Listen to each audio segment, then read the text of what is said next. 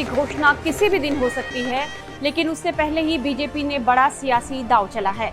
लोकसभा चुनाव से ठीक पहले नागरिकता संशोधन अधिनियम 2019 को लागू करने की घोषणा कर दी गई है। विवादास्पद कानून को पारित किए जाने के 4 साल बाद गृह मंत्रालय ने 11 मार्च को इसके नियमों को नोटिफाई किया है। इस कानून के लागू होते ही पाकिस्तान, अफगानिस्तान और बांग्लादेश से आने वाले गैर मुस्लिम शरणार्थियों को भारत की नागरिकता मिल जाएगी। केंद्रीय गृह मंत्री अमित शाह ने एक्स पर लिखा, मोदी सरकार ने नागरिकता संशोधन नियम 2024 की अधिसूचना जारी कर दी है।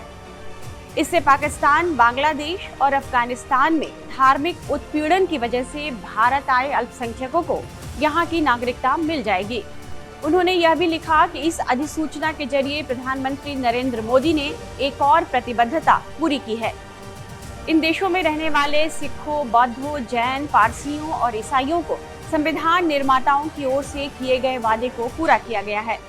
आपको याद दिला दें कि हाल ही में अमित शाह ने ऐलान किया था कि उनकी सरकार लोकसभा चुनाव से पहले सीएए कानून को लागू जरूर करेगी। कानून लागू होने की खबर मिलने के बाद ऐसे लोगों में खुशी की लहर दौड़ गई जो सालों से भारत की नागरिकता हासिल करने का इंतजार कर रहे थे। गैर मुस्लिम प्रवासियों ने कानून लागू होने की बात सुनकर जमकर जश्न मनाया। आइए हम आपको ऐसे ही कुछ लोगों की बातचीत भी सुनाते हैं। मैं इनसे बातचीत करके जानना चाहता हूं कि ये कितना ही ऐतिहासिक स्टेप जो है प्रधानमंत्री नरेंद्र मोदी ने लिया है।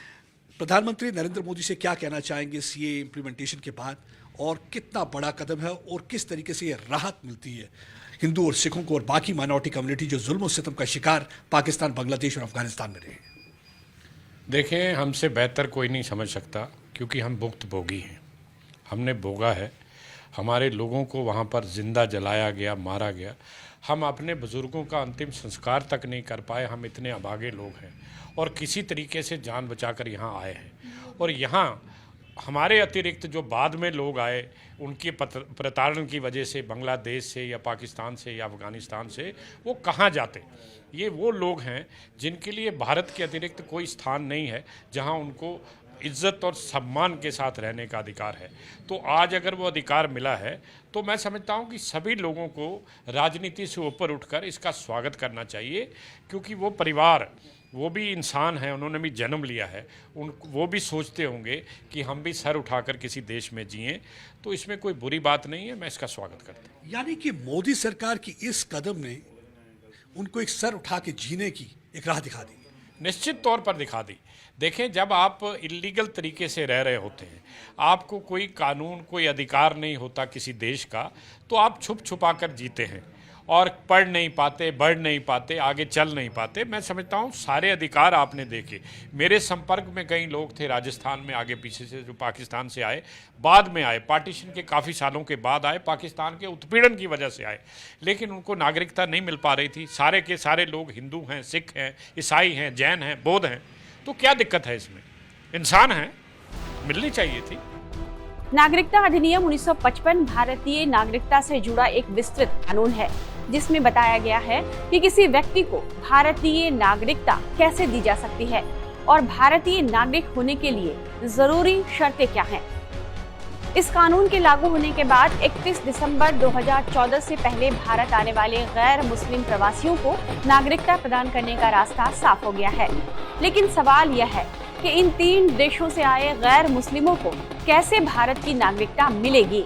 ये कौन तय करेगा कि नागरिकता किसे दी जाएगी और किसे नहीं, और इसके लिए किन दस्तावेजों की जरूरत होगी? जानते हैं इससे जुड़े महत्वपूर्ण सवालों के जवाब। सबसे पहले इस बात को अच्छी तरह समझ लीजिए कि यह कानून किसी की नागरिकता लेने का नहीं, बल्कि देने का कानून है। पाकिस्तान, बांग्लादेश और अफगानिस्तान में रहने वाले हिंदू, ईसाई, सिख, जैन, बौद्ध और पारसी धर्म के लोग जो धार्मिक आधार पर प्रताड़ित होकर 31 दिसंबर 2014 तक भारत में शरण लेने के लिए आ चुके हैं, वे इसके तहत नागरिकता के पात्र होंगे।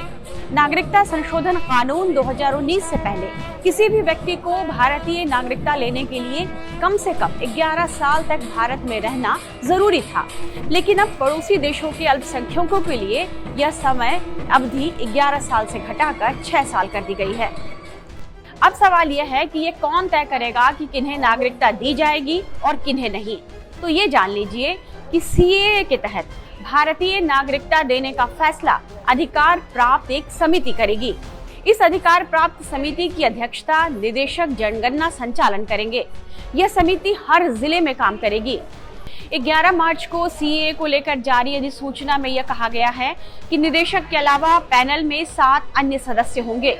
इन सदस्यों में इंटेलिजेंस ब्यूरो, देशी क्षेत्रीय पंजीकरण कार्यालय, राज्य सूचना विज्ञान अधिकारियों और राज्य या केंद्र शासित प्रदेश के पोस्ट मास्टर जनरल या डाक अधिकारी को रखा जाएगा।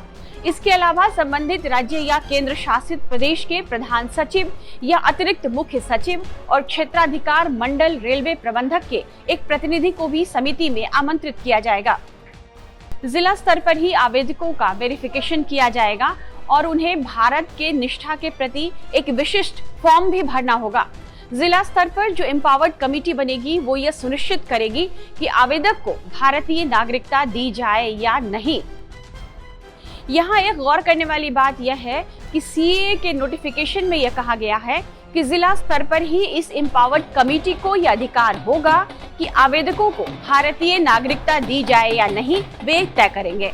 नागरिकता हासिल करने की पूरी प्रक्रिया ऑनलाइन पोर्टल के जरिए पूरी की जाएगी। पोर्टल के जरिए ही आवेदन किया जा सकेगा। हालांकि आवेदन करने से पहले यह ध्यान रखना जरूरी है कि नागरिकता चाहने वाले लोग आवेदन की तारीख से पहले देश में कम से कम 12 महीने लगातार रहने के बाद ही आवेदन करने के पात्र बन सकेंगे। साथ ही यहाँ यह ध्यान दिलाना जरूरी है कि आवेदक को अपने आपराधिक रिकॉर्ड की भी जानकारी देनी होगी। अगर सरकार को लगता है कि ऐसे किसी शख्स को नागरिकता देने से खतरा पैदा हो सकता है तो उसका आवेदन खारिज भी हो सकता है। प्रवासी जिस देश से आए हैं उन्हें वहां का passport, residential permit, birth certificate, school certificate, licence, घर, जमीन या किराए के घर से संबंधित दस्तावेज दिखाना होगा। साथ ही पहचान साबित करने वाला दस्तावेज भी दिखाना जरूरी होगा। भारत में किस दिन आए हैं यह भी बताना होगा। भारत में आने के लिए वीजा या इमिग्रेशन स्टैंप समेत कई जानकारियां देनी होंगी। फॉर्म भरने के लिए दस्तावेज को जरूरी नहीं किया गया है। यदि कोई दस्तावेज नहीं है तो आवेदक को उसका सटीक कारण बताना होगा।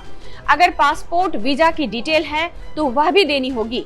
इसके अलावा अगर किसी राज्य में बसे हैं या बसना चाहते हैं तो वहाँ के नियमों के हिसाब से मूल निवासी का प्रमाण पत्र हासिल कर सकते हैं। तो यदि आप ये वीडियो देख रहे हैं और भारत की नागरिकता हासिल करने की कोशिश में हैं, तो हमने आपको सारी प्रक्रिया बहुत ही आसान शब्दों में समझा दी है। इस वीडियो को लाइक और शेयर कीजिएगा और इस तरह के तमाम वीडियोस के लिए आप बने रहिए टाइम्स नाउ नवभारत के डिजिटल प्लेटफॉर्म के साथ।